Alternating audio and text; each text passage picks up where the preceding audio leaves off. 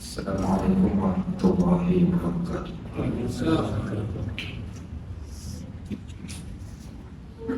Alhamdulillahilladzi hadana li hadza wa ma kunna linahtadiya laula an hadana Allah wa ma tawfiqi illa billah wa ma tawakkuli wal i'timadi wal i'tisami illa 'ala Allah. Asyhadu an la ilaha illallah wahdahu la syarika lah wa asyhadu anna Muhammadan 'abduhu wa rasuluh wa safiyyuhu wa khaliluh arsalahu Allah basyiran wa nadhira wa da'iyan ila Allah bi iznihi wa sirajan munira. Salawatullahi wa salamuhu alaihi ala habibina al-mustafa wa ala rasulina al-karim sallallahu alaihi wasallam wa ala alihi wa sahbihi wa man tabi'ahum bi ihsanin ila yaumiddin. Allahumma faqihna fid din wa 'allimna at-ta'wil. Allahumma iftah 'alaina futuhal 'arifin bi hikmatik. Allahumma atina al-hikmah yu'til hikmata man yasha wa man yu'tal hikmata faqad utiya khairan katsiran wa man yadhakkaru illa ulul albab. Allahumma inna nas'aluka 'ilman nafi'an. Allahumma inna na'udzubika min 'ilmin la yanfa'. Rabbana zidna 'ilman yanfa'una. Rabbana yassir wa la tu'assir wa tammim bil khair walhamdulillahi rabbil alamin. Wa ba'd. Muslimin dan muslimat rahimani wa rahimakumullah. Alhamdulillah, diizinkan Allah pada malam ini kita dapat menyambung kembali bacaan kitab Penawar Hati yang kita telah pun sampai pada permulaan pasal yang kelima setelah kita selesai pasal yang keempat yang menceritakan perihal berkaitan tentang sabar. Dan Alhamdulillah pada malam ini dengan taufik, inayah dan juga afiah daripada Allah, kita dapat berada di dalam Rawdatun min Riyadhil Jannah, dan di antara tempat-tempat yang amat diminati, yang pertama oleh Nabi SAW, dan yang kedua oleh para sahabat dan para salafun as-salih. Sehingga kan diceritakan bagaimana mereka para sahabat setiap kali selesai daripada menunaikan solat maghrib, kata Anas bin Malik, ada satu ayat. Walaupun ayat ini ada beberapa pandangan. Ibnu Abbas mengatakan ayat ini cerita tentang orang yang bangun di tengah malam. Tapi kata Anas bin Malik, ayat ini diturunkan kepada kami para sahabat, iaitu saat ketika kami mengisi masa di antara waktu maghrib dengan waktu isyak. Ayat yang tuan-tuan mungkin siapa yang hadir pada pagi tadi solat subuh berjemaah, kita akan dihidangkan dengan hidangan daripada langit, iaitu Al-Quran, pada ayat di dalam surah As-Sajdah yang berbunyi tatajafa junubuhum 'anil madaji' yad'una rabbahum khaufan wa tama'an wa mimma razaqnahum yunfiqun. Ayat yang berbunyi ada orang yang meninggalkan tempat ataupun meninggalkan belakangnya daripada tempat dia bersandar ataupun tempat dia berbaring. Maksudnya dia tinggalkan kerehatan. Dia boleh rehat tapi dia tinggalkan kerehatan. Dia bangun beribadat kepada Allah di atas dua sebab. Yang pertama sebabnya kerana khaufan, takut, dan yang kedua kerana tama'an, tamak akan ganjaran pahala yang Allah Subhanahu wa taala nak berikan kepada hamba-hambanya. Dan Allah berkata dengan berjanji kepada mereka walaupun mereka tidak mengetahui apa yang mereka dapat. Fala ta'lamu nafsun ma ukhfiya lahum min qurrati a'yun jazaa'an bima kanu ya'malun. Dan sesungguhnya tak ada siapa pun yang mengetahui apa yang kami sembunyikan daripada perkara yang kalau dia tahu dia akan seronok, tapi Allah sengaja sembunyikan. Dan Allah menegaskan kepada kita dengan berkata, jazaan, kami pasti akan balas, bima kanu ya'malun, di atas setiap pekerjaan yang mereka lakukan. Kata Anas bin Malik radhiyallahu an, ayat ini turun pada kami iaitu di antara waktu maghrib dan isyak. Hampir tiada di antara para sahabat ini yang bersandar, sama ada di dinding ataupun di tiang masjid, duduk sahaja tanpa melakukan sebarang perbuatan, melainkan ada di antara kami yang bersolat, ada di antara kami yang berzikir dan berdoa, ada di antara kami yang membaca Al-Quran, dan ada di antara kami saat ketika mereka melihat para sahabat duduk-duduk tanpa melakukan sesuatu perkara, maka mereka akan bangun sebagaimana bangunnya Abdullah Ar-Rawahah. Abdullah Ar-Rawahah radhiyallahu anhu ini bila mana dia melihat sebilangan daripada sahabat ini duduk-duduk sahaja tanpa melakukan sesuatu, dia akan bangun dan berkata kepada mereka dengan satu ucapan, ta'al bina nu'minu sa'ah. Marilah ke sini untuk kita beriman sebentar. Jom kita beriman sekejap ataupun sejenak. Mari sama-sama kita mendengar ayat-ayat Al-Quran, kita bincangkan. Dan inilah yang kita buat pada setiap hari selepas di antara waktu maghrib sehingga waktu isyak.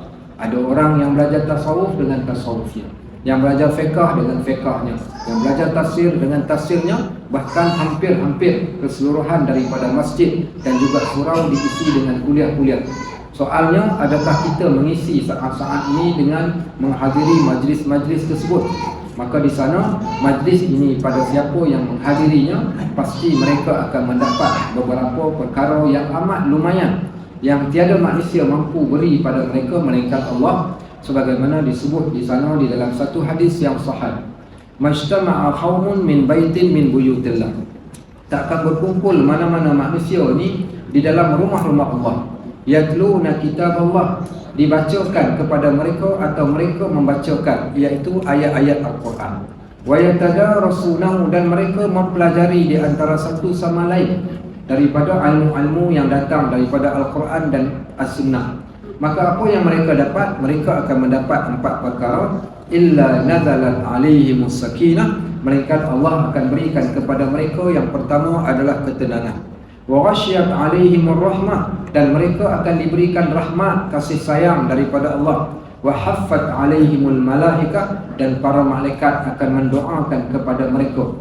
Tuan-tuan, kita yang sedang berada di dalam masjid pada saat ini, selagi tuan-tuan berada di dalam keadaan berwuduk, bermula daripada mula-mula tuan-tuan masuk di dalam masjid ini sehingga tuan-tuan keluar, maka di sana kita mendapat 2 doa daripada malaikat.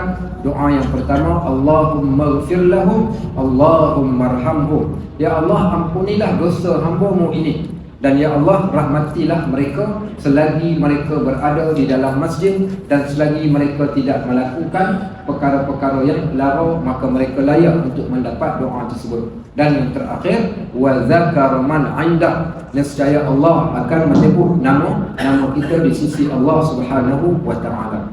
Dan ini di antara kelebihan untuk kita sentiasa istiqamah berada di dalam majlis-majlis ilmu. Baik. Dan tindakan perbuatan kita yang kita buat ini juga termasuk pada topik yang kita nak bincangkan pada malam ini. Bab yang kita nak bincang pada malam ini adalah fasal yang kelima daripada kitab Penawar Hati, di antara tajuk-tajuk terakhir daripada kitab, iaitu bab berkaitan tentang syukur. Setelah kita belajar tentang sabar, kita masuk pula syukur. Disebut sabar dahulu, kemudian disebut pula tajuk berkaitan syukur. Kenapa disebut sabar kemudian syukur, tidak syukur kemudian sabar? Baik, bahkan ada di antara para ulama meletakkan kedua-duanya pada satu fasal sabar dan juga syukur. Kita telah menceritakan panjang lebar berkaitan tentang bab berkaitan tentang sabar pada kuliah-kuliah kita sebelumnya, dan pada malam ni kita nak cerita tentang syukur. Cuma mungkin soalan ditanya, apa kaitan, kenapa disebut sabar dahulu kemudian syukur? Yang mana yang lebih utama, syukur ataupun sabar? Sebahagiannya mengatakan sabar itu lebih sukar. Sabar adalah lebih sukar kerana sabar ada hubungan dengan ujian. Sebahagiannya lagi pula mengatakan tak, syukur itu lebih sukar. So umpama perbincangan di antara imam dengan Bilal, yang mana yang lebih baik?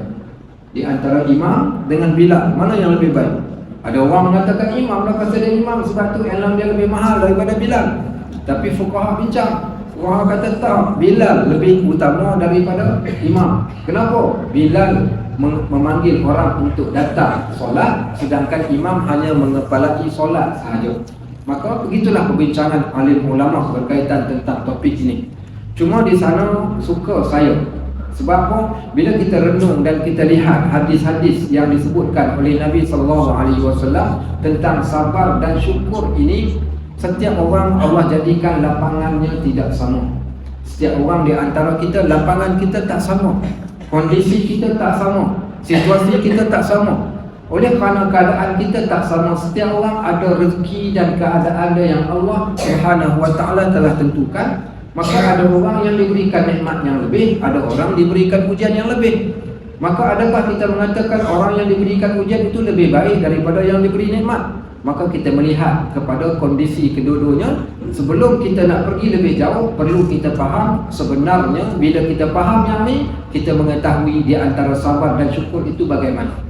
Maka ketahuilah bahawasanya sabar dan syukur, kedua-duanya, sabar itu ujian, syukur itu juga nikmat.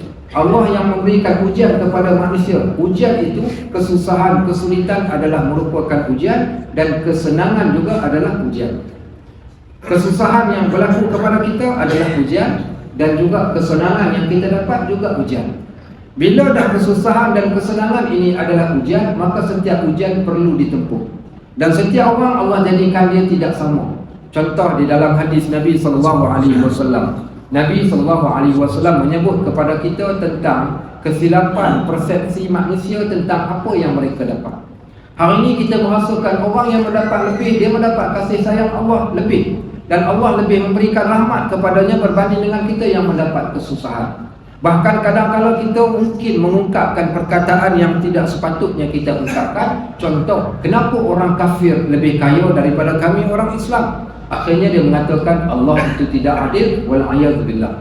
Maka Nabi SAW berkata kepada kita, innallaha, sesungguhnya Allah, la innallaha yu'ti dunya, Allah ini memberikan dunia, kenikmatan dunia, kelebihan kepada seseorang, liman yuhib wa man la yuhib. Kepada orang yang Allah kasih, Allah boleh berikan dunia kepadanya, dan kepada orang yang Allah tidak kasih juga Allah boleh berikan dunia kepadanya. Kerana Allah Al-Mu'ti, yang maha memberi. Ikut suka Allah. Dia nak bagi dekat orang kafir itu kaya, atau dia nak bagi kepada orang Islam itu kaya, hak mutlak Allah. Maka kita dapat lihat ada orang yang kafir tetapi dia kaya. Ada orang yang melakukan dosa tetapi dia sukses kehidupannya. Ada orang yang beriman tetapi kehidupannya mungkin dipenuhi dengan segala macam ujian. Dan Allah Subhanahu wa taala memberikan satu benda yang tidak diberikan kepada semua makhluk, tetapi hanya kepada orang yang khusus sahaja. Adapun kekayaan tadi ataupun kesulitan tadi, semua orang berhak untuk dapat. Cuma dalam bab ini ada satu benda, satu kumpulan ini, mereka hanya mendapat dengan kelebihan yang Allah berikan, iaitu wa innallaha, sesungguhnya Allah yu'tid din. Sebahagian riwayat mengatakan Allah memberikan agama ini liman yuhib, hanya kepada orang yang Allah kasih. Siapa yang mendapat agama, kenikmatan dalam beribadat, kemudahan untuk melakukan kebajikan dan kebaikan, tanda Allah kasih kepada dia. Maka begitu juga dalam riwayat yang lain mengatakan wa innallaha yu'til akhirah illa liman yuhib, dan sesungguhnya Allah hanya memberikan akhirat hanya kepada orang yang Allah kasih. Maka sepatutnya bila kita nampak yang sini, kita tahu apa benda yang patut kita jadikan target dalam hidup. Maka bila orang yang faham ini, maka dia akan jadi orang yang redha pada setiap perkara yang berlaku, dan dia faham sama ada dia dapat nikmat, maka itunya adalah ujian, ataupun ketika saat dia mendapat kesusahan, maka dia memahami itu adalah ujian. Bila ujian, maka ada pass dan fail untuk dihitung di kemudian hari. Maka di sanalah datang satu hadis, yang mana hadis ini di antara hadis yang sahih, bila Nabi SAW telah berkata kepada para sahabat satu perkataan, iaitu ajaban li amril mu'min, aku merasa kagum dan amat mengkagumkan seorang mukmin. Amat kagum apa yang berlaku kepada seorang yang beriman ini. Inna amrahu kullahu khair, iaitu semua benda yang jadi dekat dia ni semua jadi baik berlaku. Baik, semua benda yang berlaku dekat seorang mukmin ni semua jadi baik. Bagi dia, dia adalah baik. Baik, Nabi kata, aku rasa hairan, menakjubkan orang yang amat hebat ini. Siapa dia ni? Seorang yang beriman, semua urusan dia, dia kata baik. Datanglah macam mana pun apa yang dia dapat, dia akan kata baik. Orang kata kat dia macam mana ni, kata dengar cerita demam 3 hari, dia kata khair, alhamdulillah. Baik, dia kata alhamdulillah. Macam mana ni, dengar cerita kata anak baru meninggal, betul ke? Khair, alhamdulillah. Baik, dia kata alhamdulillah. Baik, orang cerita pada dia, kata apa namanya, rumah terbakar ni, dia kata alhamdulillah ya ala kulli hal, segala puji bagi Allah di atas segala sesuatu, for everything, alhamdulillah. Kita kata peliknya orang ni, kalau saat dia dapat kesenangan dia mengucapkan alhamdulillah tak apa, tapi saat dia susah pun dia masih lagi menyebut alhamdulillah. Kita kata uniknya orang ni. Maka Nabi SAW mengungkapkan perkataan amat pelik seorang mukmin ketika mana dia menjadikan segala urusan kehidupannya kesemua jadi baik. Baik, Nabi sambung lagi. Nabi kata walaisa dzaka li ahadin illa lil mu'min. Kesemua ini takkan berlaku melainkan hanya kepada orang beriman. Siapa yang resah gelisah saat ketika Allah uji dia dengan kesusahan, siapa yang rasa sombong dan takabur saat ketika Allah berikan dia dengan kesenangan, dia bukan orang beriman. Kerana orang beriman itu orang yang sentiasa tenang, orang yang sentiasa redha, orang yang sentiasa bersyukur dalam semua kondisi yang Allah berikan kepada dia. Nabi kata semua benda ini tidak akan berlaku melainkan hanya kepada orang yang beriman sahaja. Baik, apa Nabi SAW kata lagi? In asabathu sarra syakar. Orang ini yang beriman ini saat ketika mana kami uji mereka, kami timpakan kepada mereka kesenangan. Rupa-rupanya kesenangan ini satu timpaan. Bila disebut perkataan asabathu, asabat ni datang pada kalimah apa? Asabah, musibah. Maknanya bila Allah uji mereka dengan kesenangan, baru kita tahu rupa-rupanya senang ini adalah satu ujian. Kita tu ingat senang ini satu penghormatan. Dan ramai orang yang salah faham sehingga disebutkan di dalam Al-Quran, wa ammal insanu idza mabtala. Adapun manusia itu saat ketika mana kami menguji mereka. Apa yang kami uji? Fa akramahu, kami muliakan dia ketika dia berada di dunia. Wa na'amahu, dan kami berikan pada dia nikmat yang melimpah ruah ketika berada di dunia.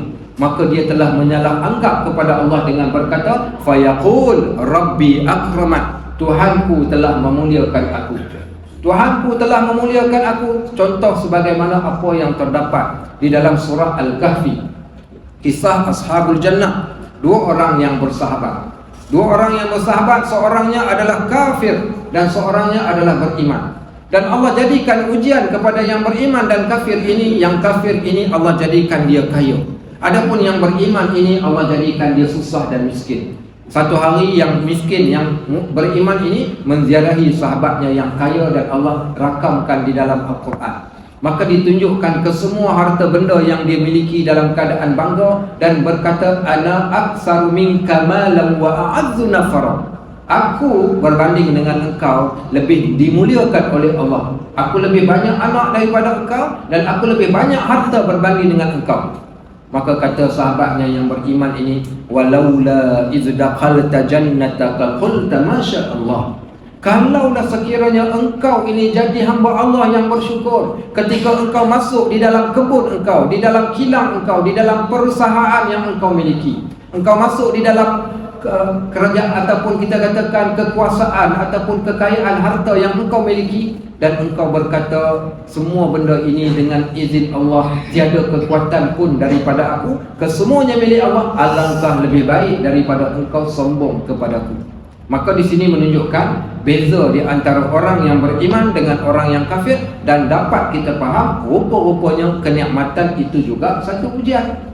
Bukankah tuan-tuan kita membaca di dalam surah Al-Mulk, tabarakallazi biyadihil mulk wa huwa ala kulli syai'in qadir allazi khalaqal mauta wal hayata liyabluwakum ayyukum ahsanu amala. Allah kata kami yang menjadikan kematian, kami juga menjadikan hidup. Kenapa disebut mati baru hidup? Kerana kehidupan yang utama adalah selepas mati. Selepas mati, manusia dihidupkan mereka. Dan ketika saat mereka hidup di dunia dahulu, maka kami telah uji mereka dengan kesenangan dan kesusahan. Walinabluwannakum. Maka Allah uji mereka. Apa tujuan? Kerana Allah nak melihat ayyukum ahsanu amala, siapa di antara kalian orang yang lebih baik amalannya. Sama ada dia diuji dengan kesenangan ataupun dia diuji dengan kesusahan, maka ada result yang akan keluar hasil daripada dua ini.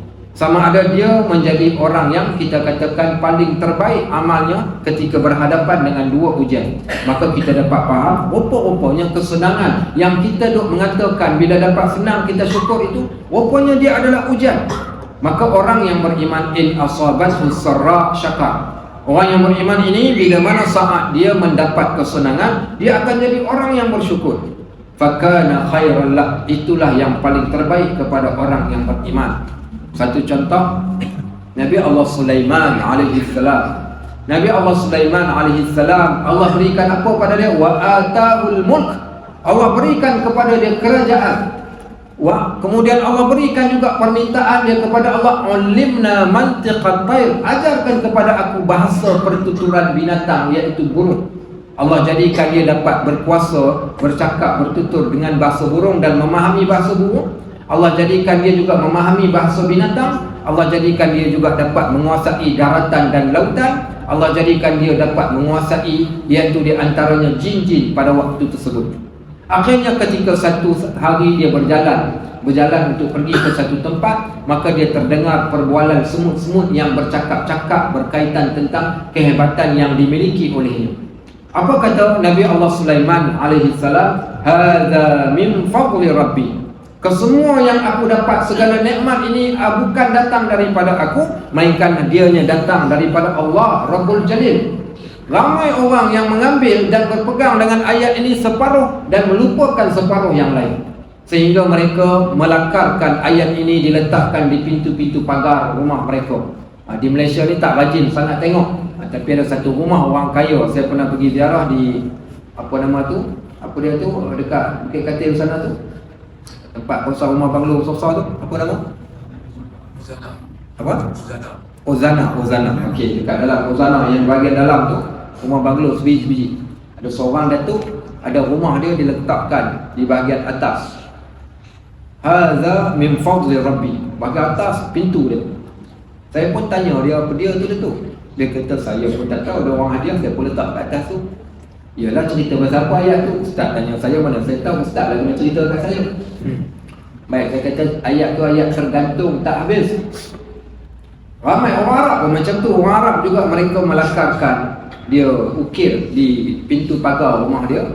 Dia buat pintu pagar yang besar, tinggi, kemudian dia tulis hadza min fadli rabbi. Orang driver lori, uniknya lori dan bas di negara Arab ni, dia suka tulis macam-macam tulisan. Di antara tulisan yang selalu dipahatkan ataupun ditulis, dicapkan di bas, di lori ni, redaki ya ummi, redha engkau wahai ibuku. Okey, itu menarik orang Arab ni. Saya suka baca apa yang ditulis dekat bas. Antaranya lagi dia tulis hadza min fadli rabbi. Dia pakai kereta besar, dia letak dekat cermin belakang. Kita berselawat kan, tapi dia tak, dia tulis ini adalah kelebihan Tuhanku. Agak-agak kalau tuan-tuan tengok, tuan-tuan kata apa dekat dia. Kalau hati jahat kita menyampah. Okey, baik, bukan. Kalau hati jahat lah. Kalau hati baik mungkin dia cakap benda yang lain, bukan? Baik. Jadi ayat ini ramai orang yang ambil separuh. Sebenarnya ayat tu ada sambungannya. Apa sambungan ayat tersebut? Hadza min fadli rabbi. Semua yang aku ada, yang kemewahan yang aku dapat, nikmat yang aku ada ini adalah datang daripada Tuhanku, bukan datang daripada aku. Tapi Allah sambung, liyabluwani. Orang itu berkata lagi, Nabi Sulaiman berkata, sebenarnya nikmat ini untuk Allah uji aku, ashkur am akfur. Sama ada aku menjadi orang yang bersyukur ataupun aku menjadi orang yang kufur. Sebagian orang ambil separuh, sepatutnya liyabluwani ashkur am akfur. Maka kesemua nikmat yang kita dapat, Allah uji aku, dan untuk melihat adakah aku di antara orang yang bersyukur ataupun orang yang kufur. Maka orang yang beriman, saat ketika mereka mendapat kenikmatan, nescaya mereka akan bersyukur. Fakana khairan lah, kata Nabi SAW, itulah yang paling terbaik untuknya. Baik. Wa in asabathu dharra, tapi sekiranya Allah uji mereka dengan kesusahan, sabar, nescaya dia akan menjadi orang yang sabar. Fakana khairan lah, maka itulah yang paling terbaik untuknya. Maka sebab tu kita faham di sini, sabar dan syukur ini seumpama dua sayap yang mesti bergerak seiringan. Ketika kita mendapat nikmat pada saat tersebut, takkan kita nak bersabar. Okey, tuan, apa namanya, nak berikan apa namanya ini bonus tahun ni. Tak apa sabar, saya jenis orang yang penyabar, saya tak terima bonus. Bos saya kata okey, no problem, kalau bonus pun tak apa, kami ambil balik. Baik, dia dapat award sebab pekerja yang terbaik, nak diberikan pada dia tiket melancong pergi ke Burkina Faso contohnya, ataupun nak bagi dekat dia apa, pergi umrah. Dia kata tak apa, saya bersabar, dia kata saya tak nak terima benda ni. Itu pelik. Okey, bukan begitu maksudnya. Okey, maksudnya sini sabar pada tempatnya saat ketika diuji dengan ujian yang berat, sakit, kesusahan, kematian, maka dia sabar. Dan saat ketika dia diberikan kepada dia kesenangan, maka pada waktu itu maka dia bersyukur kepada Allah. Maka seumpama dua sayap yang mesti bergerak seiringan. Maka tak patut untuk kita bertanya dan mengatakan syukur lebih baik daripada sabar, syukur lebih baik daripada sabar, atau sabar lebih baik daripada syukur. Kedua-duanya baik pada kondisinya, tidak boleh dibezakan. Maka tak sama di antara satu kondisi dengan kondisi yang lain. Maka hadis ini yang agung ini menunjukkan kepada kita tentang keutamaan bersyukur di saat senang dan bersabar ketika susah. Itu sahaja, tidak perlu pun untuk nak dibezakan yang mana lebih aula. Dan kedua-dua sifat sabar dan syukur ini penyempurna kepada keimanan yang ada pada seorang hamba. Sebab itu di sana, di dalam ayat surah Luqman ayat yang ke-31, apa kata Allah Subhanahu wa taala? Inna fi dzalika laayatin, sesungguhnya bagi yang demikian itu benar-benar terdapat tanda. Tanda apa? Likulli sabarin syakur, kepada orang-orang yang sangat sabar dan kepada orang yang sangat bersyukur kepada Allah. Disebut sabar, kemudian dilepaskan selepas tu disebut pula berkaitan tentang syukur. Maka di sini menunjukkan kepentingan kedua-duanya, sabar dan syukur. Maka pengarang kitab ini nak ceritakan pada kita supaya kita faham, iaitu apakah yang dinamakan dengan syukur dan bagaimana kita nak menjadi orang yang asyakirina billah, orang yang bersyukur kepada Allah. Baik, qala al-musannif rahimahullah, berkata pengarang kitab ini, wa nafa'ana bi'ulumihi fi darain, mudah-mudahan kita mendapat manfaat ilmunya dunia dan akhirat. Baik, dia kata pengertian bersyukur, ta'rif syukur itu, apa dia ta'rif syukur? Fa'lam, ketahuilah. Okey, kenapa disebut ketahuilah? Ini daripada uslub kitab-kitab dulu-dulunya pengarang kitab ini, kerana semua yang kita dapat ini ilmu. Maka ilmu, dia kata ketahuilah, i'lam, ambillah ilmu ini, ambil tahulah berkaitan tentang syukur. Aku nak sampaikan kepada kalian benda yang bermanfaat ini. Maka dimulakan dengan ketahuilah, fa'lam, bahawa sesungguhnya dia kata syukur itu apabila seseorang hamba memalingkan segala nikmat yang dikurniakan oleh Allah Ta'ala kepadanya. Dia kata makna syukur tu apa dia? Bila seorang hamba itu memalingkan segala nikmat, maknanya dia bayar balik nikmat yang dia dapat. Apa maksud perkataan memalingkan nikmat? Dia bayar balik nikmat yang dia dapat, dia buat sesuatu. Bukan hanya sekadar bila dia dapat nikmat itu habis dekat situ saja. Jom kita pergi mana? Jom kita pergi makan. Kat mana? Okey, dekat Kuala Kurau. Dia kata kat Kuala Kurau ada satu tempat. Tempat apa? Kari ikan semilang. Okey, pukul berapa dia buka? Pukul 7 malam baru dia buka. Naik kereta daripada Melaka sampai ke Kuala Kurau semata-mata nak makan kari ikan semilang. Apa tujuan ni? Dia kata bersyukurlah kita baru dapat bonus, so kita nak pergi makan dekat sana. Ada orang bersyukur, bila sebut bersyukur saja, buat kenduri makan besar. Bersyukur buat kenduri makan besar. Bersyukur buat parti, enjoy, pergi berseronok, berjalan, ataupun anjurkan parti-parti apa-apa, pergi kat pantai, pergi Langkawi, pergi jalan Langkawi, dia kata baru dapat bonus. So bersyukur dia dengan cara macam tu. Adakah begitu sahaja cara bersyukur? Dengan berseronok dengan apa yang kita dapat. Maka dia kata maksud syukur itu adalah seseorang itu memalingkan. Makna memalingkan ini, dia bayar balik nikmat yang dia dapat, yang Allah kurniakan kepadanya daripada pendengaran. Yang pertama pendengaran. Ramai orang duk nampak nikmat kita ni duit saja, bukan? Orang duk sebut rezeki. Apa dia rezeki? Kami baca satu kitab berkaitan bab rezeki ini di Masjid Sa'ad bin Abi Waqqas, Kelebang. Bila kita sebut rezeki, ramai orang yang salah faham dengan mengatakan rezeki itu adalah wang ringgit. Bila dia banyak harta, nikmat itu bila dia banyak tanah, dia belum tanam pokok dia menjadi, kemudian dia naik pangkat, maka mereka merasakan itulah nikmat yang paling besar yang dia kecapi ketika dia berada dekat dunia. Tapi bila kita tengok, perhatikan satu persatu, akhirnya keputusannya adalah harta benda, dan nikmat yang kita dapat dalam bab harta benda ni, bab pangkat dan sebagainya, merupakan rezeki yang paling bawah sekali berbanding dengan yang lain. Kita dah ceritakan dahulu bagaimana orang yang mendapat rezeki harta dan orang yang mendapat rezeki kebaikan. Baik, mana lebih baik di antara rezeki? Antaranya rezeki dapat membaca Al-Quran, rezeki kesihatan, dengan kesihatannya dia dapat beribadat kepada Allah, dengan kesihatannya dia dapat berjihad, berbanding dengan orang yang dapat harta. Berapa ramai hari ni orang yang dapat harta tapi tak boleh makan pun. Baik, haji makan durian haji, minta maaf tak boleh makan durian. Apa guna ada duit, durian tak boleh makan? Bukan. Baik, haji apa namanya, ni kita makan mi Bandung malam ni, minta maaf saya mi tak boleh makan. Duit banyak, duit ada tapi tak boleh makan. Mi tak boleh makan, gula tak boleh makan, durian tak boleh makan, buah-buahan tak boleh makan. Apa yang boleh makan? Nasi kosong dengan peria. Okey, kemudian air kosong. Itu saja yang dia mampu makan. Nak makan kacang tak boleh, kena gaut. Nak makan kambing pun tak boleh, darah tinggi. Jadi apa boleh makan? Maka adakah itu adalah nikmat? Maka tidak juga. Maka di sana diletakkan turutan, kita dah ceritakan sebelum ini.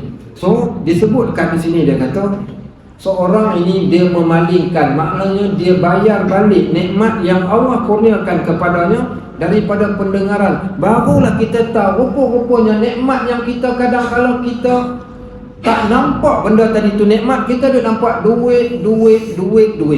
Kita duk nampak harta. Bila sebut nikmat, harta. Sebut nikmat, duit. Sebut nikmat, kekayaan. Lupa kita akan nikmat lain yang Allah berikan kepada kita, nikmat yang paling utama sekali Allah bagi. Wallahu akhrajakum min butuni ummahatikum. Bila kita baca dalam Al-Quran, Al-Quran banyak mention tentang nikmat yang Allah telah berikan pada kita, tapi ramai manusia ni lupa akan nikmat tersebut. Apa kata Allah? Dalam Al-Quran Allah kata, iaitu wallahu akhrajakum, dialah Allah yang mengeluarkan kalian min butuni ummahatikum, daripada perut mak kalian. La ta'lamuna syai'a, ketika kalian keluar daripada perut mak kalian, adakah ketika kalian keluar kalian dah pandai? Kamu tak tahu apa-apa pun ketika kalian keluar. Maka Allah mula berikan kepada seseorang ini, iaitu nikmat yang pertama, nikmat pendengaran. Wa ja'ala lakumus sam'a, permulaannya Allah berikan nikmat kepada seseorang, nikmat berupa pendengaran. Kenapa nikmat pendengaran ini nikmat yang utama? Kalau kita tengok bayi yang baru lahir, kenapa kita azankan dan kita iqamatkan? Di situ menunjukkan betapa Allah jadikan telinga terlebih dahulu. Mata ketika bayi baru dilahirkan, dia nampak tak? Dia masih lagi kabut-kabut. Allah jadikan nikmat pertama adalah pendengaran, nikmat terakhir juga adalah pendengaran. Sebab itu ketika orang berada dalam keadaan nazak, maka disunatkan bagi kita untuk talqinkan pada telinga dia, walaupun mata dia pejam, mulutnya dah tidak berkata-kata, tetapi telinganya masih berfungsi pada waktu tersebut. Nikmat pertama Allah bagi, nikmat terakhir Allah tarik, iaitu adalah pendengaran as-sama'. Batu Allah kata, wallahu akhrajakum min butuni ummahatikum la ta'lamuna syai'a wa ja'ala lakumus sam'a wal absar wal af'idah. Allah bagi tiga nikmat yang utama ketika permulaan: telinga, mata, hati. Tapi Allah kata wa ja'ala lakumus sam'a wal absar wal af'idah qalilan ma tadhakkarun. Sikit sangat orang yang kenal akan nikmat ini. Tak ramai di antara kita yang kenal. Pasal tu bila kita sebut bab syukur ni, tiba-tiba dia ingatkan kita balik. Ingat balik. Hang tahu dah kata nikmat yang pertama Allah bagi dekat hang, nikmat pendengaran. Berapa banyak yang hang guna nikmat pendengaran ini, dan macam mana engkau bayar semula nikmat yang Allah berikan dengan pendengaran yang Allah bagi dekat kita. Macam mana kita buat? Apa yang kita dengar selama ini. Mendengar perkataan yang tidak baik, bahkan ataupun kita katakan kita tidak mendengar perkataan yang baik, tidak mendengar pengajian agama, tidak mendengar Al-Quran, maka Allah sengaja mentionkan, iaitu pendengaran adalah merupakan satu nikmat. Penglihatan juga adalah merupakan satu nikmat. Mata yang Allah bagi, kaki, tangan dan lain. Sahabat-sahabat rahimakumullah, Allah jadikan pada kita telinga. Telinga ini kita nak dengar. Tahu tak kita telinga, mata, di antara dua nikmat yang Allah akan cabut kepada sebahagian orang ketika mereka berada di hari akhirat kelak. Ada orang yang dibangkitkan daripada kubur dalam keadaan mata buta. Ada orang yang dibangkitkan dalam keadaan pekak bisu ketika mereka dibangkitkan. Apa sebabnya? Di sana disebut dalam beberapa ayat. Di antara salah satu ayat Allah sebut di dalam surah Taha, wa man a'rada an zikri. Siapa yang berpaling daripada peringatan kami, dia sengaja pekakkan telinganya, dia sengaja butakan matanya, bahkan dia sengaja tak nak fikirkan. Maka apa Allah kata? Siapa yang berpaling daripada ingat akan peringatan kami, fal innalahu ma'isyatan dhanka. Kami akan jadikan satu kehidupan yang sempit baginya. Sebahagian mufassirin mengatakan kehidupan yang sempit ketika berada di dunia. Sebahagian yang lain mengatakan Allah akan jadikan kuburnya kubur yang paling sempit pada waktu tersebut. Dan yang paling dahsyat, ayat selepasnya memberitahu kepada kita, wa nahsyuruhum yaumal qiyamati a'ma. Kami akan bangkitkan orang ini kelak selepas dia dimatikan, dimasukkan di dalam kubur, kemudian kami akan bangkit dia pada hari kebangkitan, wa nahsyuruhum yaumal qiyamati a'ma, dalam keadaan mata dia buta.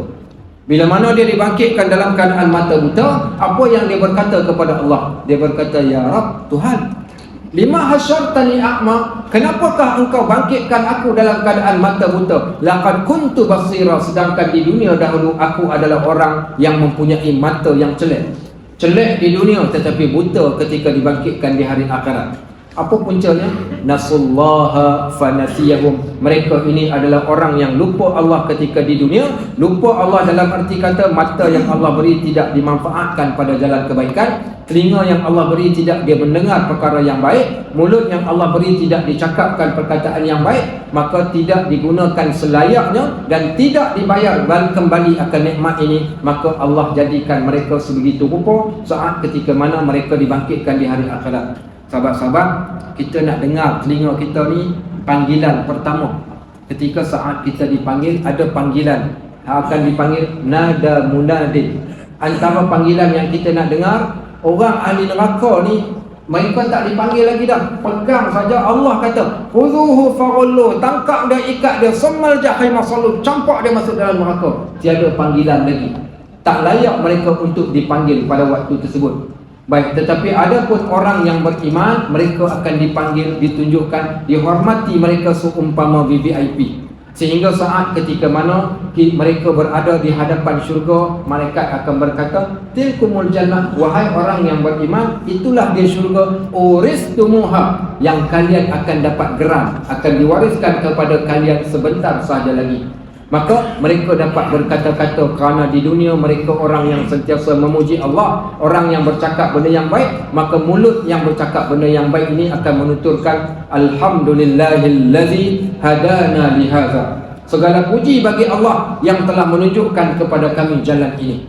Maka telinga kita nak mendengar panggilan di hari akhirat, mata kita nak memandang kepada syurga, tangan kita nak membuka pintu syurga, kaki kita nak melangkah di tiang sirat dan kita nak masuk ke dalam syurga. Mana mungkin tangan yang melakukan dosa, mata yang melakukan dosa, mulut yang penuh dengan dosa dan kaki yang berguluman dengan dosa akan berjalan terus menuju ke syurga pada saat itu.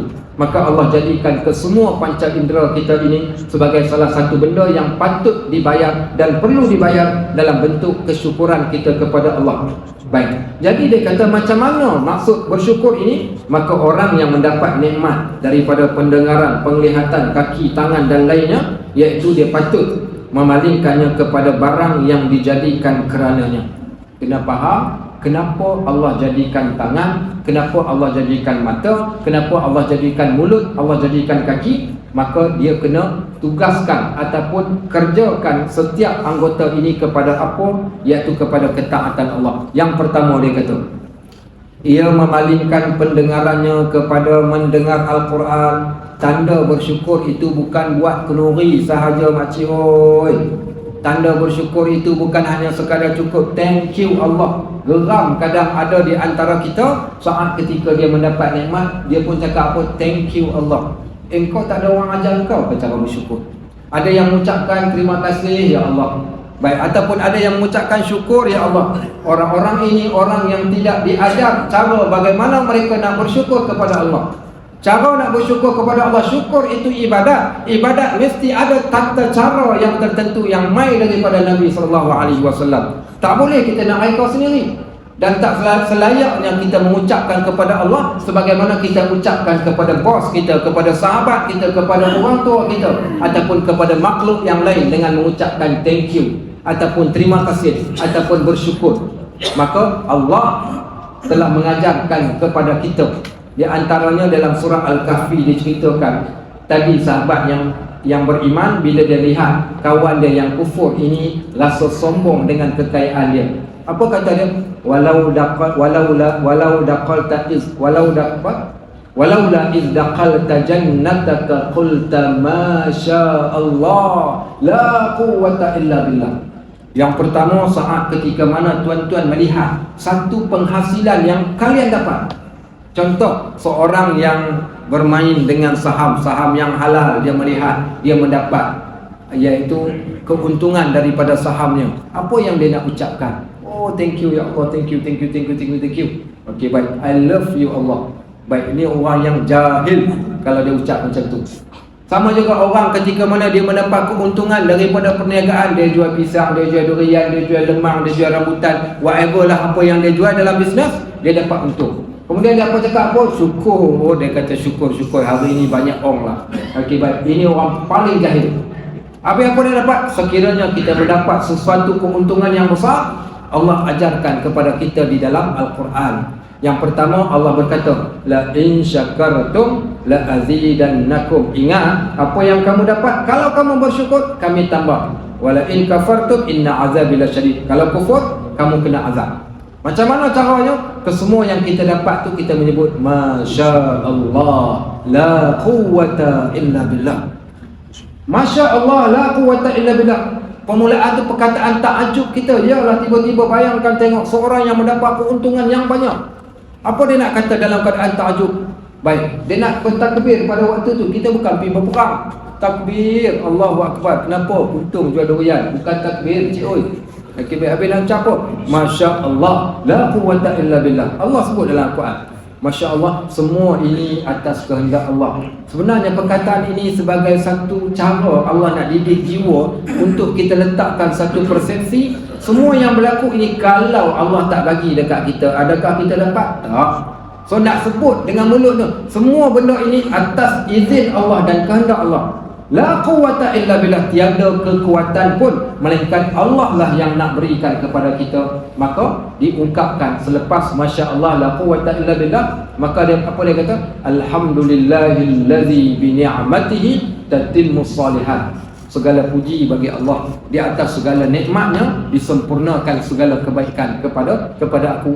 Perkataan Alhamdulillah. Baik, kalau sekiranya benda yang dia dapat tu tidak sebagaimana yang dia kendaki, dia target dia akan dapat 10,000, tiba-tiba dia dapat 5,000, dia nak geleng kepala apa? Dia kata tak ada orang. Dia kata patut 10 dapat 5 aja. Boleh lah, dia kata. Alhamdulillah lah, boleh lah. Mulut mengucapkan Alhamdulillah, hati tidak ragu, itu belum bersyukur. Sebab tu kita sebut, saya tak ingat sama ada sudah cerita ataupun tidak, rukun syukur. Setiap orang yang bersyukur, dia perlu laksanakan 3 rukun syukur. Apa dia 3 rukun syukur? Yang pertama sekali, okey, siapa nak jawab rukun syukur yang pertama? Apa dia rukun syukur yang pertama? Tahu? Tak tahu? Zaki, apa dia rukun syukur yang pertama? Zaki, hang jangan cari dalam Google. Okey, baik. Okay. Apa dia rukun pertama syukur? Mesti menyebut dengan mulut. Ya, mesti menyebut dengan mulut. Rukun pertama syukur mesti sebut dengan mulut. Kerana Allah didik dan ajar kita di dalam Al-Quran, orang yang bersyukur, dia mesti bersyukur dengan mulut terlebih dahulu. Apa sebutan yang kita boleh sebutkan? Allah mengajar kepada kita. Dalam Al-Quran ada ayat Alhamdulillahillazi anzala ala abdihil kitab. Okey, kalimah Alhamdulillah. Bila disebut Alhamdulillah, saat ketika mendapat nikmat. Nabi SAW mengajarkan kepada kita saat ketika kalian mendapat nikmat, ucapkanlah Alhamdulillahillazi bini'matihi tatimmus shalihat. Segala puji bagi Allah, di atas segala nikmat yang Allah berikan disempurnakan segala kebaikan kepadaku. Baik, mulut sebut. Yang kedua, ada lagi rukun yang kedua, pekerjaan mulut selesai. Pergi pula kepada pekerjaan hati. Apa pekerjaan hati yang perlu kita buat saat ketika kita mendapat nikmat? Maka disebutkan pula bagi pekerjaan hati, hati kena redha. Mulut sebut syukur, hati kena redha. Maknanya hati kita redha. Redha ni maknanya terima apa saja. Kalau kurang sekalipun, hati tetap redha.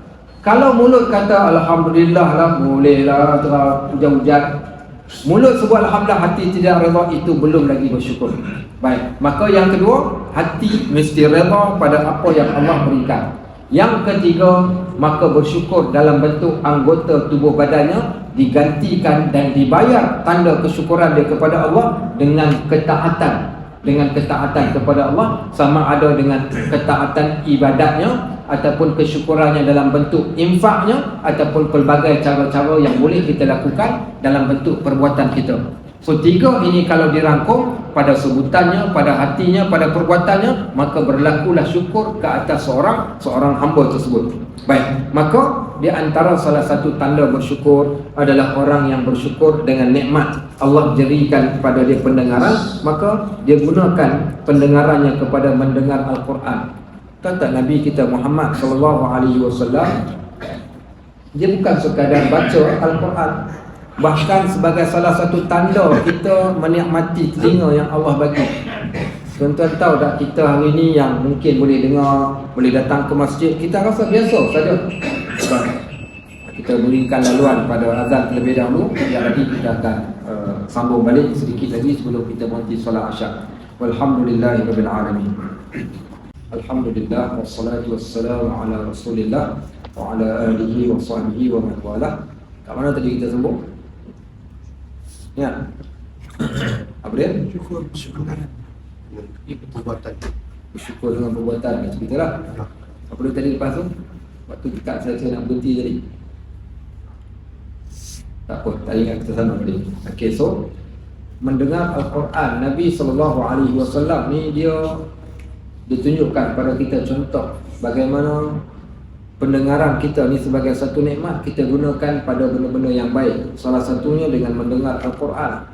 Nabi ni dia bukan hanya sekadar baca Al-Quran. Nabi ni dia bukan sekadar mengajar Al-Quran. Bahkan baginda juga SAW amat suka mendengar Al-Quran.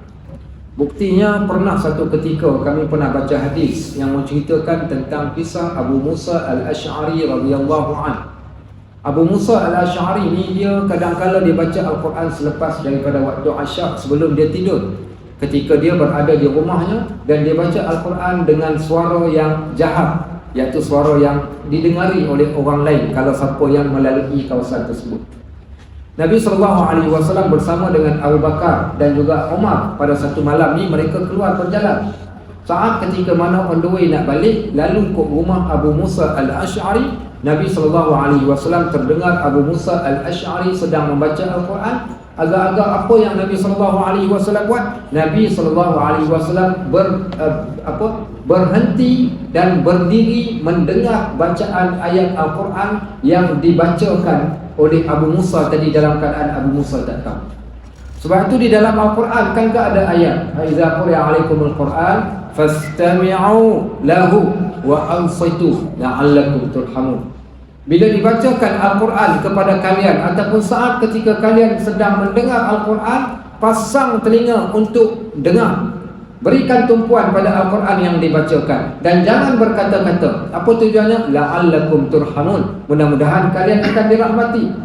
Tanda kita katakan nikmat pendengaran ni untuk kita bayar balik dengan nikmat pendengaran yang Allah beri. Jadikan orang sebagaimana Nabi SAW yang suka mendengar Al-Quran. Baik, akhirnya kata Nabi SAW keesokannya kepada Abu Musa, "Wahai Abu Musa, laqad utita bimazamiri ali Daud." Wahai Abu Musa, sesungguhnya bacaan engkau mengingatkan aku tentang suara Nabi Allah Daud alaihissalam. Baik, kisah yang kedua, kisah Abdullah ibn Mas'ud ketika Nabi SAW datang kepada beliau dan berkata, "Iqra' alayya ibn Mas'ud." Ibn Mas'ud, boleh tak engkau bacakan Al-Quran kepadaku? Ibn Mas'ud rasa pelik. Mana mungkin seorang Nabi yang diturunkan Al-Quran kepadanya meminta dia untuk baca Al-Quran pada baginda. Akhirnya dia kata kepada Nabi SAW, "Aqra 'alaikal Qur'an wa fika unzil ya Rasulullah." Aku nak baca Al-Quran kepada engkau, sedangkan Al-Quran itu diturun kepada engkau, wahai Rasulullah. Apa jawab Nabi SAW? "Uhibbu an asma'al Quran min ghairi." Aku teramat suka mendengar Al-Quran itu dibacakan oleh orang lain kepada aku. Sahabat-sahabat, kita mungkin tiada kesempatan untuk membaca Al-Quran dengan jumlah yang banyak. Tak apa, tapi gunakanlah telinga untuk mendengar Al-Quran. Di antaranya ketika menaiki kenderaan. Sekarang ni kita ada YouTube. Qari mana yang tuan-tuan nak dengar? Bahkan saya pernah cuba buat dan mampu khatam seminggu sekali dengan hanya masuk kereta, tekan. Kita dengar Al-Quran daripada satu surah ke satu surah ke satu surah sekitar 1 minggu. Kalau kita kerap duduk ke atas kereta ni, kita akan dapat khatam, iaitu 30 juzuk khatam mendengar Al-Quran yang dibacakan. Apa tujuan? La'allakum turhamun, mudah-mudahan kalian akan dirahmati. Juga mendengar hadis. Baik, bukan sekadar Al-Quran, bahkan mendengar mana-mana kuliah hadis, bacaan-bacaan hadis. Sekurang-kurangnya maka telinga kita telah buktikan kita bersyukur dengan memperbanyakkan mendengar hadis-hadis yang dibacakan. Para sahabat ridwanullah alaihim ajma'in berjalan ribuan kilometer. Bahkan ada sahabat, kami pernah ceritakan, seorang lelaki yang berjalan daripada Spain pergi ke mana? Pergi ke Baghdad. Jarak perjalanan 7,000 km berjalan kaki, hanya semata-mata kerana nak mendengar hadis. Siapa orangnya? Dia yang dinamakan dengan Ibnu Makhlad. Ibnu Makhlad ini berjalan kaki tanpa menaiki kenderaan sejauh jarak 7,000 km hanya semata-mata nak mendengar hadis daripada Imam Ahmad bin Hanbal yang ketika waktu itu berada di Baghdad. Jarak yang perjalanan yang jauh. Sahabat-sahabat iaitu para tabi'in daripada Syam berjalan kaki daripada Syam pergi ke Madinah hanya semata-mata kerana nak mendengar hadis berkaitan tentang menyapu di atas khuf. Mereka berjalan lebih daripada 2,000 km hanya semata-mata nak mendengar satu hadis. Kita hari ni yang ada orang yang ada 2 biji kereta, ada 3 biji kereta, ada motor, ada basikal. Kita boleh kayuh basikal pergi merata tempat, kita boleh naik motor pergi merata tempat, kita boleh berjalan dengan kereta. Kadang-kala masjid di tepi rumah tak terdatang kita. Hanya sekadar nak mendengar hadis sehari satu hadis, itu pun kita mengatakan kita dah cukup sayang dekat Nabi SAW. Dengarkan bacaan hadis, termasuk juga ilmu-ilmu yang memberi manfaat. Siang kita sibuk, ambillah keluar sekurang-kurangnya seminggu beberapa kali untuk berada di dalam majlis ilmu, tanda kesyukuran nikmat telinga yang Allah SWT berikan kepada kita. Next, yang kedua, dia memalingkan kakinya kepada berjalan ke masjid dan kepada mengerjakan ibadat haji. Allah berikan kepada kita nikmat kaki, nikmat kesihatan kaki. Kita boleh kayuh basikal. Kalau kayuh basikal boleh, kenapa masjid tak boleh? Kalau dengan kaki kita boleh round 3 shopping complex. Tesco boleh pergi, Maidin boleh pusing, Jasco boleh pergi. Kita boleh berjogging pula dekat botanical, taman botanical. Pergi tak cukup lagi, pergi pula Stadium Tun Fatimah. Ada yang berzumba, ada yang senam aerobik. Pelbagai aktiviti yang kita boleh buat. Tetapi untuk datang ke masjid, walaupun tanah ataupun dekat sekangkang kera, sepelaung pun kadang-kadang kita tak sampai. Sedangkan Allah bila dia perintahkan kita untuk menikmati ataupun membayar balik nikmat yang dia berikan kepada kita dengan berjalan ke masjid, bukan berjalan kosong untuk memenatkan kita, bahkan ada kebaikan yang Allah nak beri. Tuan-tuan, kita perlukan cahaya.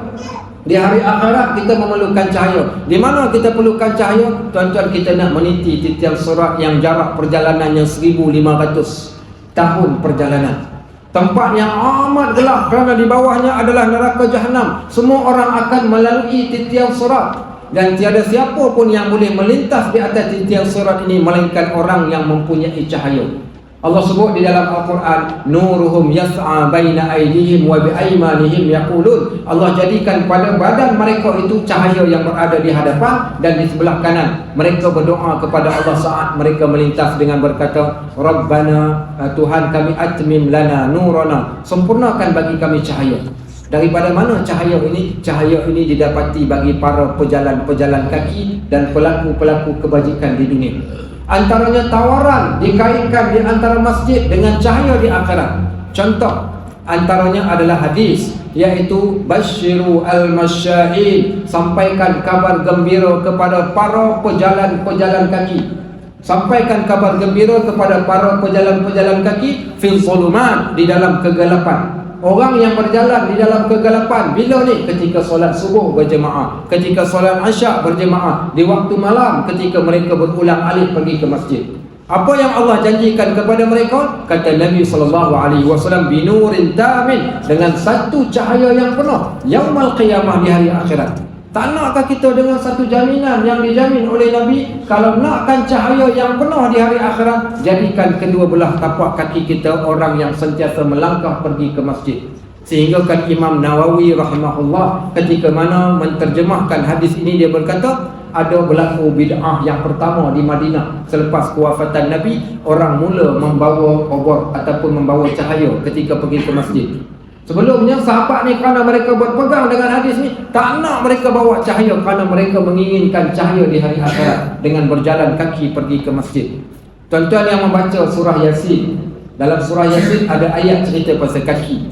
Dalam surah Yasin ada satu ayat cerita pasal kaki. Kat mana ayatnya? Allah berkata, inna nahnu nuhyil mauta, kami menghidupkan yang mati. Iaitu selepas kita mati, Allah hidupkan kita semula di hari akhirat untuk dibawa pergi kepada mahsyar. Apa Allah kata? Inna nahnu nuhyil mauta wa naktubu ma qaddamu wa atharuhum. Kami yang menghidupkan yang mati dan kami jadikan setiap langkah mereka dicatat oleh kami. Allah mencatat setiap langkah kaki kita. Bayangkan orang yang berusia 70 tahun, 80 tahun, maka setiap kaki langkahnya itu dicatat dan ada terdapat di dalam buku catatan. Inna nahnu nuhyil mauta wa naktubu ma qaddamu. Apa yang dia langkah Allah catat. Wa atharuhum, termasuklah juga iaitu tapak kaki mereka dan kesan-kesan tapak kaki mereka. Lepas tu perbanyakkanlah tapak kaki kita pada tempat-tempat yang baik, supaya dia akan menjadi bukti kita di hadapan Allah Subhanahu wa taala nanti di hari akhirat. Baik, juga diceritakan di dalam hadis berkaitan dengan kaki. Antaranya kaitan kaki dengan syurga.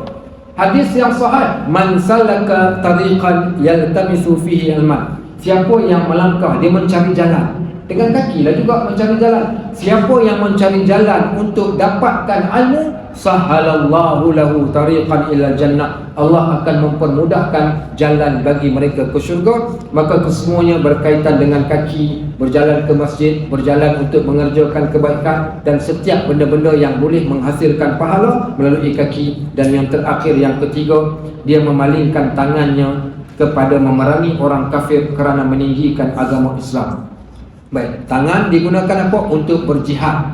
Kalau zaman dahulu berjihad dengan menggunakan pedang, hari ini berjihad dengan menggunakan tulisan. Sama ada dia menulis benda yang baik ataupun dia mencatat ilmu-ilmu yang dia belajar dengan cara catatan. Kita hari ini mungkin barangkali kita dah sama macam Imam Syafi'i.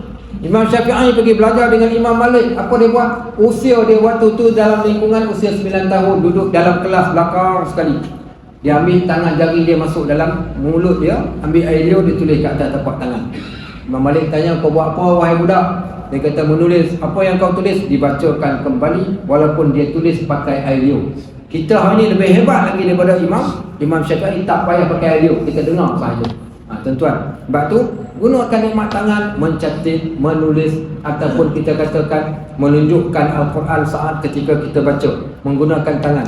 Baik, poin yang ketiga ini mengingatkan saya betapa ilmu tasawuf ini bukan ilmu nak suruh kita pergi duduk dalam masjid tak keluar-keluar. Ilmu tasawuf bukan hanya sekadar nak suruh kita berzikir, duduk bertapa kat dalam gua tanpa buat benda yang lain. Inilah bukti menunjukkan ilmu tasawuf juga menyuruh dan menggalakkan kita untuk berjihad dengan tangan kita, nikmat yang Allah berikan kepada kita. Di sana ada satu kisah, kita tutup.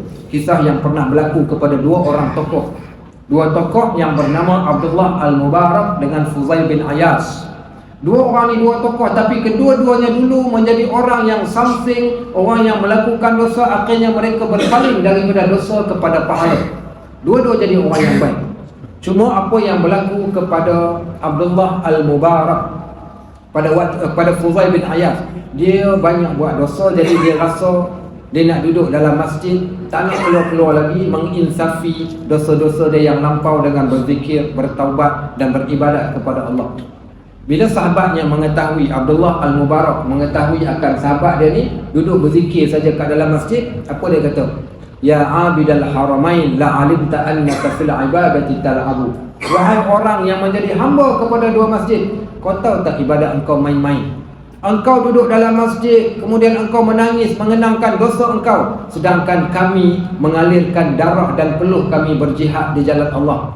Kami gunakan tangan kami untuk memegang pedang, kaki kami untuk berlari, bahkan kami menunggang kenderaan. Maka kami menggunakan seluruh nikmat kami untuk mempertahankan dan memperjuangkan agama Allah. Sedangkan engkau hanyalah duduk di masjid mengenangkan dosa dan mengalirkan air mata. So di sana menunjukkan tasawuf bukan menyuruh kita duduk diam dalam masjid, tetapi menyuruh kita untuk buat dan apa yang Allah perintahkan. Salah satu tanda bersyukur, manfaatkan nikmat yang ada pada jalan ketaatan kepada Allah Subhanahu wa taala. Baik sahabat-sahabat rahimakumullah, barakallahu fikum wa jazakumullahu khairan katsira. Subhanakallahumma wa bihamdik, asyhadu an la ilaha illa anta, astaghfiruka wa atubu ilaik. Wa sallallahu ala sayyidina Muhammad wa ala alihi wa sahbihi wa sallam. Walhamdulillahi rabbil alamin. Wassalamu alaikum warahmatullahi wabarakatuh.